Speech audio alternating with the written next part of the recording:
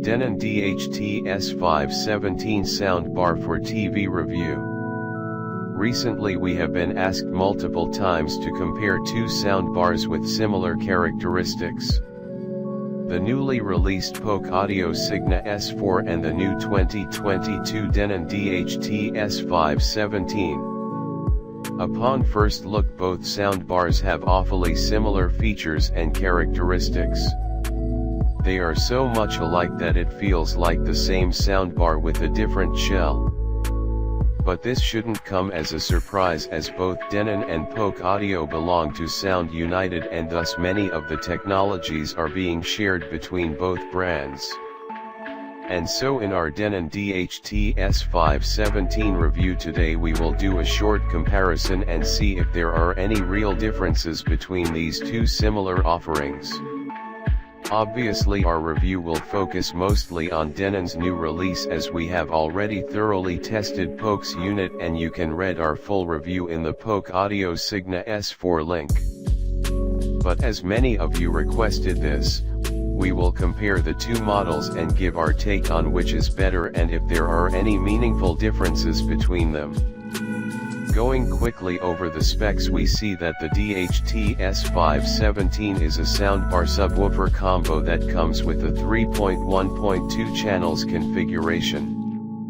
It has a total of 150 watts of power, and it can decode Dolby Atmos and Dolby Digital sound formats. Unfortunately, no DTs here. There is also Denon's Dialogue Enhancer technology for better dialogue output, a few basic sound modes, while both USB and Bluetooth streaming are available. Upon first look, the Denon DHT S517 does indeed look like a close sibling to the Signa S4, but looking closer there are a couple of differences that surely makes them apart and that we will analyze shortly. The Denon, as was the case with the Signa S4, is meant as a low-cost solution, but the inclusion of Dolby Atmos with real up-firing drivers certainly spices things up in the low-cost category. The Signa S4 was at the time of writing the cheapest Dolby Atmos capable soundbar you could get. With the Denon selling at a slightly higher price, does it offer anything meaningful to make it a better value than the Polk Audio? Let's find out. And while specs show that internally the two soundbars are very similar when it comes to the outer shell, the Denon DHT S517 comes with a completely different look than the Signa. In terms of size, they are similar, with the Denon measuring 41.3 x 2.3 x 3.8, 1050 x 95 x 60 millimeters, and with a weight of just 5 pounds 8 ounces 2.5 kilograms, making it extremely easy to handle or even wall mount if you like.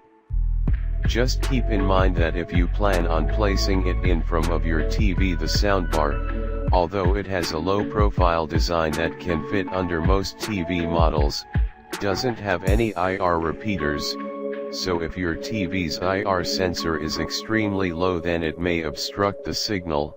So you better measure first just to be on the safe side. Design-wise, Denon went for a modern design with straight lines and curvy corners that seems to be very much in fashion lately, but in comparison is completely different from the Signa.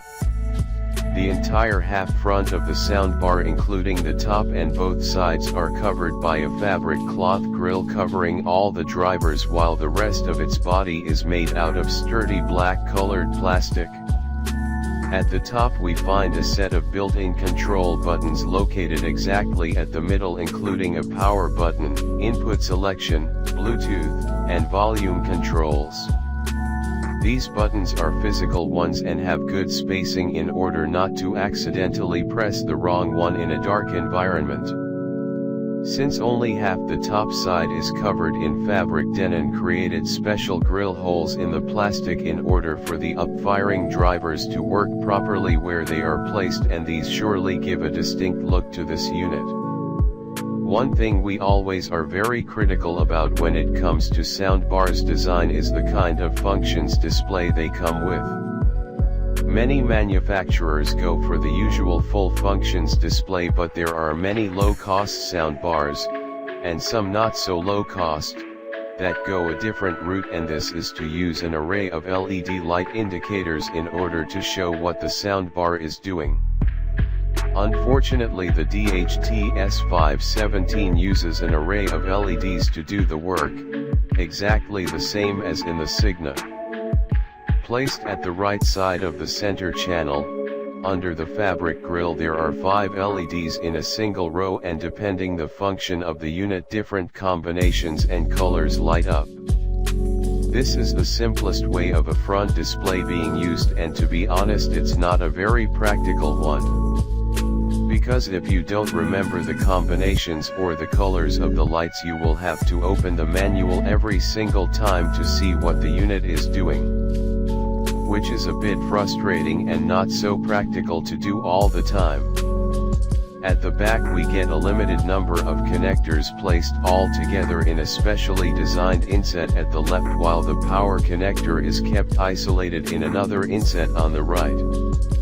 There are also special holes in order to wall mount it if you like, and with its low weight this could not be any easier.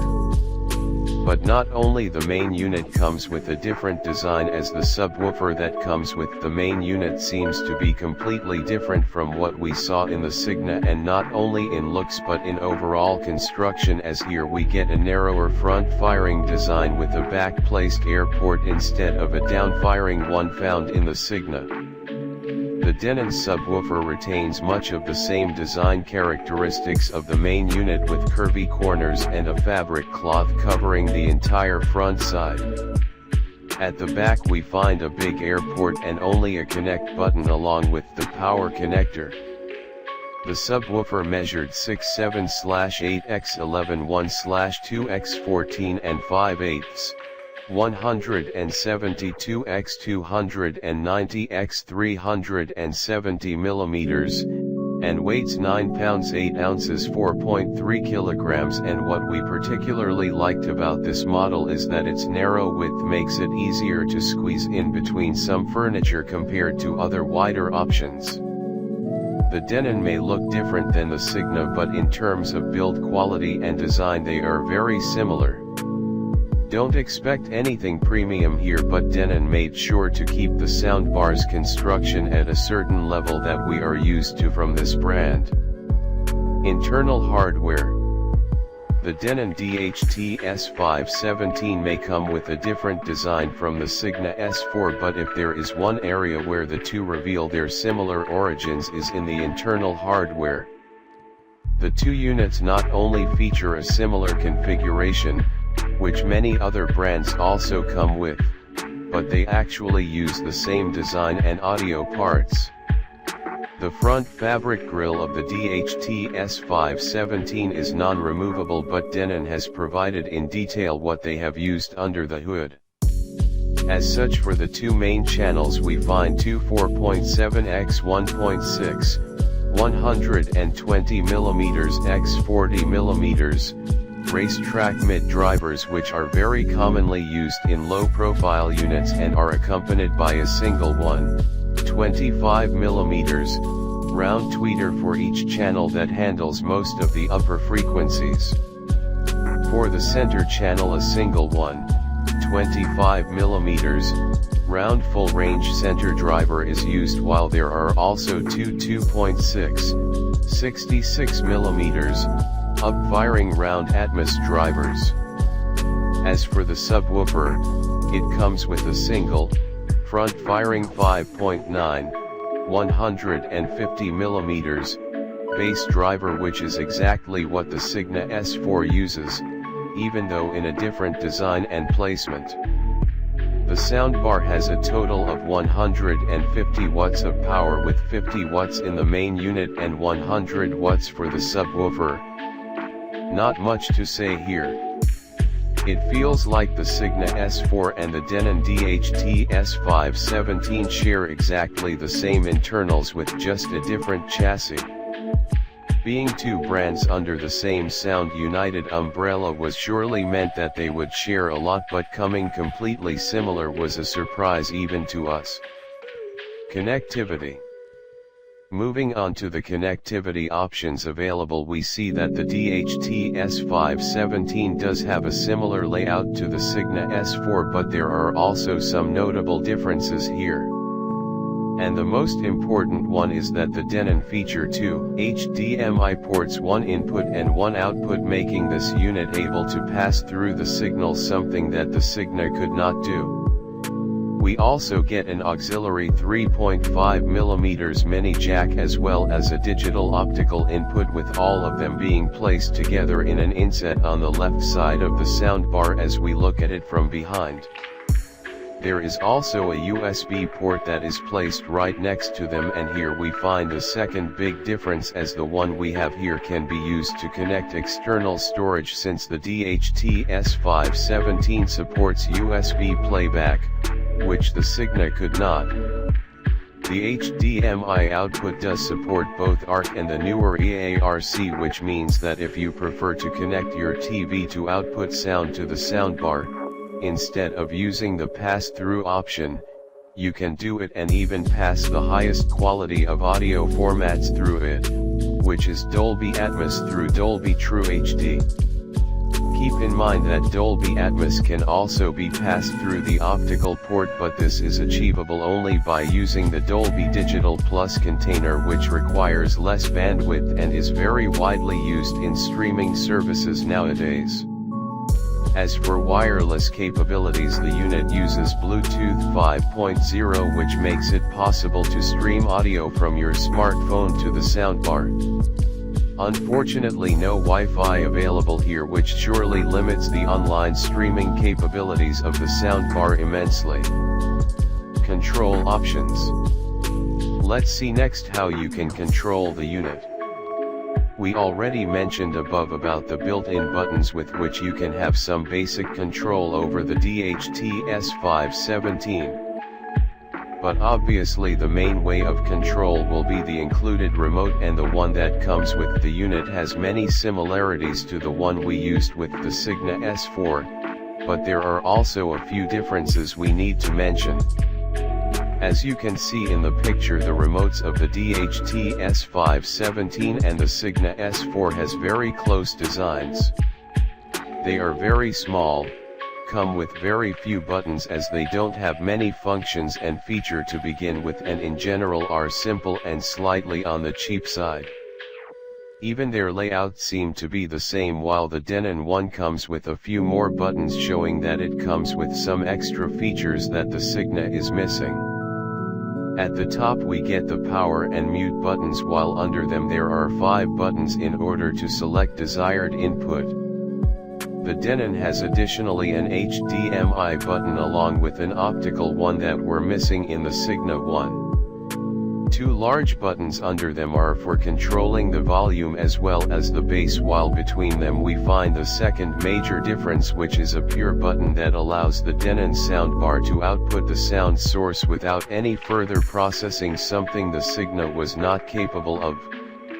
Next we get 3 buttons for the different modes you can select depending the content you watch, like movies or music, while a night mode is also available when you don't want to bother other people while sleeping. Finally we get 3 buttons that adjust Denon's dialogue enhancer. Button design: we like the Signa one better because the way that Denon made theirs can be a bit difficult to push the right one under low light conditions. Surely the buttons are big, but having some of them not featuring any physical limits between them is certainly not ideal. There is also HDMI CEC functionality. If your TV is connected via HDMI and your TV supports CEC, and it is enabled in the TV settings menu, you can control the volume and mute functions on the Denon from your TV remote without any further setup. Lastly, the DHT S517 gives you the ability to teach your IR, infrared, remote to control volume, mute and other functions, such as source selection or bass volume, on your soundbar. Detailed instructions on how to do this are included in the manual, and they are very easy to follow. Unfortunately, without Wi-Fi, the soundbar loses the ability to be controlled through voice commands, and also there is no dedicated app that could be used instead. So don't lose the remote, as it's your only means of controlling it. Extra features and services. Looking at the feature set of the DHT S517, it again reveals the extreme similarities we find between this one and the Signa S4. There is one notable exception, but other than that they seem to be like for like. But first of all, let's talk about the supported audio. The soundbar can decode Dolby Digital, Dolby Digital Plus, Dolby True HD and Dolby Atmos signals, both through the HDMI and optical ports, with the latter only capable of Dolby Atmos through the Dolby Digital Plus due to bandwidth limitations.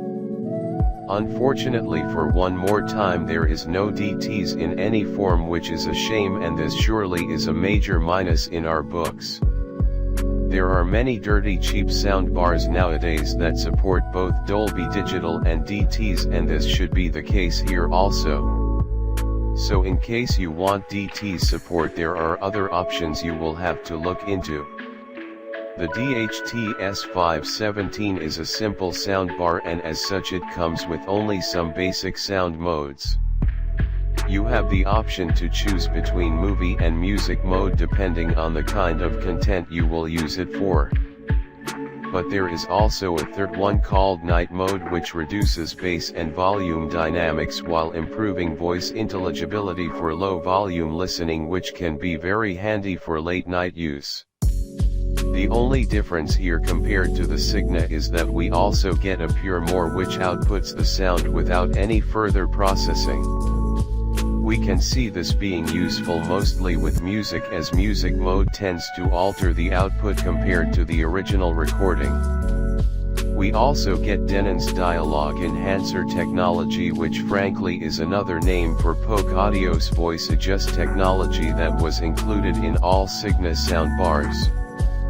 And as expected, we are offered with 3 different levels of adjustment. The dialogue enhancer works in exactly the same way, boosting the dialogue in case you feel it is weak compared to the rest of the audio. In our case, a low or medium setting was more than enough, while the high setting would alter the overall outcome too much for our liking. The DHT S517 lacks any kind of EQ settings or an auto calibration system, and the only adjustments that you can really make is the bass. From the remote you can control how much bass you like easy and fast with the press of a button. If you don't like to go through various audio settings and calibrations, then the Denon is as simple as it gets. The soundbar is extremely easy, and you will surely love it if you are the kind of person that hates going through various settings and calibration menus.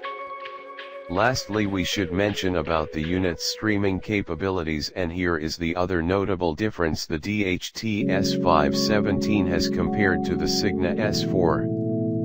With the included built-in Bluetooth, you can stream audio from any Bluetooth-enabled device. But the quality is certainly lower than what it would be if you stream music from a streaming service in your TV and through the HDMI connection. So while for casual use it may suffice, if you want the best quality possible, a wired connection is a must.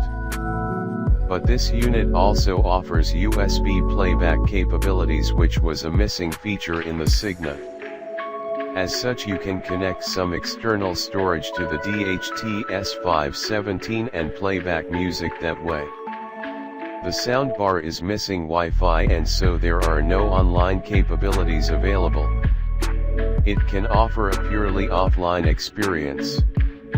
Also keep in mind that the DHT S517 cannot be expanded with surround speakers as many other models can do. So the 3.1.2 channels configuration is the best you can get out of it. In terms of simplicity and ease of use, the DHT S517 is exactly the same as the Signa series. The whole process is so easy and fast that even if you have no previous experience you will have no trouble setting this up and be ready in just a few minutes, and this has mostly to do with the fact that there are no complex configurations or settings to be made. Everything is kept to the minimum. First of all, you have to connect the soundbar to your TV and you have various options to choose here. You can go either for HDMI pass-through or use the EARC functionality. You can also use the optical port or even go with the auxiliary port if your TV is old and there is no other way of connection. Now the soundbar and subwoofer are prepared from the factory, but even if you have a connection problem, a press of the button on the back of the subwoofer while also pressing the Bluetooth and Vol Plus on the soundbar will ensure the two will pair again. After that you are ready to go. It couldn't be more simple than that. The DHT S517 is an excellent plug-and-play soundbar. No complex setups and no time-consuming calibrations. If you are a casual user that just want to connect it and use immediately, then you will love it. If you are looking for more in-depth calibration options, you are not going to find them with this one. In terms of actual settings, there are basically 3 buttons that you will need to press. Select the audio mode depending on the content. Choose one of the 3 voice adjust settings and calibrate the bass volume. That's all, and it cannot be more straightforward than this one. Since the DHT S517 utilizes up-firing drivers for the Atmos effects, we needed some content that could really take advantage of these. So for our today's test we decided to try out Star Wars, Episode 9. The Rise of Skywalker and its satisfying Dolby Atmos mix. As is the case with any soundbar that doesn't feature any surround speakers, the performance of the DHT S517 is heavily front-oriented with slight sideways expansion. The soundbar doesn't have the ability to put you in the middle of the immersion bubble, and unfortunately with no option to add surround speakers, what you get is the best the unit will be able to give. Although panning sounds at the front sounded convincing enough between the left and right channels, many times when spaceships were flying from the back towards the front made the audio sound strange and a bit unnatural. Unfortunately, this is the price you have to pay when there are no surround speakers available. But if this is not a problem, then surely what it can do is in general very good considering what you have to pay for it. The front sound stage was expansive both in the sides and in depth, and surely you will feel sound sources outside the physical limits of the unit itself. This may not be as evident as some other models that utilize side-firing drivers, but the illusion was still there even if slightly less pronounced. Dialogue was clear and distinct, and the combination of a dedicated center channel along with the option to manage Denon's dialogue enhancer technology gives you enough flexibility to find the sweet spot that sounds best to your ears. But there was no point that we felt that we couldn't understand what the actors were saying, not even during heavy action scenes. The Atmos effects nicely complemented the front channels and added some nice extension above our heads. Keep in mind that with up-firing drivers getting good results is more tricky than having ceiling or height speakers. First of all, the illusion of elevation is not the same. We did feel sound effects above our TV, but height was not the same as we felt when using real height speakers. Also, Atmos sounds felt less pronounced and with less clarity, which was to be expected. Lastly, since there are only 2 front-oriented Atmos channels, some of the rear Atmos effects were getting lost in the process. The bass was okay, and a film like this had plenty of scenes to give the subwoofer enough work to do. The battle during the last act of the film had all the ingredients for all-out mayhem, and the sub did its best to give the necessary weight to each shot. Unfortunately, it doesn't have the power to really blast you with low-end waves. And although this may not be a huge problem for casual users, if you really want to feel this low-end power a good sub can provide, then you are not going to find it here. Overall, we can say that the Denon DHT S517 managed to perform very similar to what we recently heard from the Signa S4. And this comes as no surprise since both of them have almost the same hardware. The Denon can do really good at the front, and if you have no problem with its less than stellar surround performance and slightly weak bass, then you will be pleased with the Dolby Atmos magic you will get from it from such a low cost. With the DHT S517 we had three options when it comes to music playback. Either through its Bluetooth connection, the USB port, or through the HDMI connection by using the TV as our player. For this review we opted to use our TV to stream music through HDMI for the best quality possible. The DHT S517 seems to have a slight edge with music compared to the Signa S4, as Denon decided to include a pure mode which gives the user slightly more options in terms of audio modes. And to be honest, between the music mode and the pure mode, we opted to go with the second one, as after a few tries with both of them we found the less processed nature of the pure mode better to our ears than what the music mode was doing. But while the DHT S517 fared better in this regard, don't think that what you get is a night and day difference. The Denon, as was the case with the Signa S4, is good enough in order to offer you a nice casual music experience, but in no way it can rise to hi-fi levels, not even close. Its output was okay without any audible exaggerations either in the high end or the low end of the frequency spectrum. It was not the most detailed of presentations, but there was enough clarity that most people will find more than adequate in this category. Due to the inclusion of a center channel, the Denon had very nice and energetic vocals that carried enough emotions and passion without being tiresome no matter the performance. The mid-range was solid enough to keep everything under control and bind the highs with the lows in a convincing manner. Bass was okay, and although we believe many will find it more than adequate, especially since this is destined for more casual-oriented users, we would like it to be a little more punchy. Sometimes it felt like it was missing some vigor and overall strength to shake us for good. Stereo imaging was satisfactory with good precision and control over its output, but as we said, it failed a bit on the details.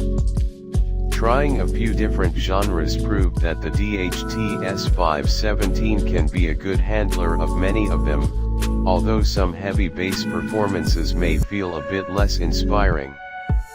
Also, a few songs that need more delicacy did lose some of their fine details, although again you cannot expect much in this price range. The only reason why we could say that the Denon DHT S517 fared just a bit better here than the Signa S4 is because of the pure mode. The music mode altered the sound output in a way that we didn't like very much, so having the pure mode to keep the music as much untouched is definitely a plus, and one that was certainly missing from the Signa S4. Other than that, the two soundbars performed very close to each other. Good output for general casual use is what you get, and frankly this is what this unit was made for. In our Poke Audio Signa S4 review we said that the S4 was the cheapest Dolby Atmos soundbar featuring actual up-firing drivers. With the DHT S517 costing around $50 more than the Signa, it seems that this title will remain with Poke Audio's offering. But the two soundbars are extremely similar both in terms of performance and extras. The difference is that for around $50 more, at the time of writing this article, the Denon offers you an extra pure mode, A HDMI input that allows the soundbar to pass through signals and USB playback. Overall, the DHT S517 offered good front sound stage with nice Dolby Atmos effects that felt distinct enough due to the inclusion of real up-firing drivers. The soundbar is extremely simple to set up and to use and is ideal if you look for a simple soundbar without much fuss to connect or time-consuming calibrations. Lastly, although it may not be the most cheap Dolby Atmos offering, Signa S4 still retains this title. At $449 it still is an extremely affordable choice, and surely there will be many that will find its price intriguing. On the downsides, the soundbar is not all that different from what we observed in the Signa S4. With no surround speakers, it cannot create a fully immersive surround environment, while it does not give you the option to add more speakers. Sound settings include only the very basics with complete lack of any EQ settings, while the LED indicators are adding more frustration than they should.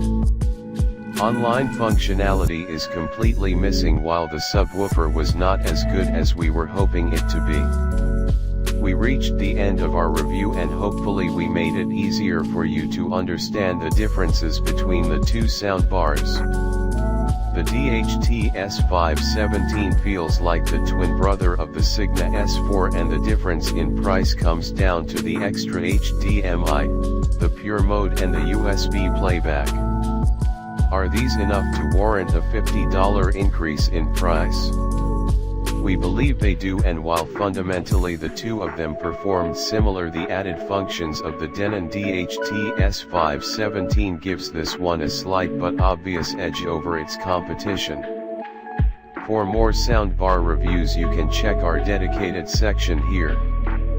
Also, don't lose the chance to subscribe to our newsletter and gain exclusive privileges.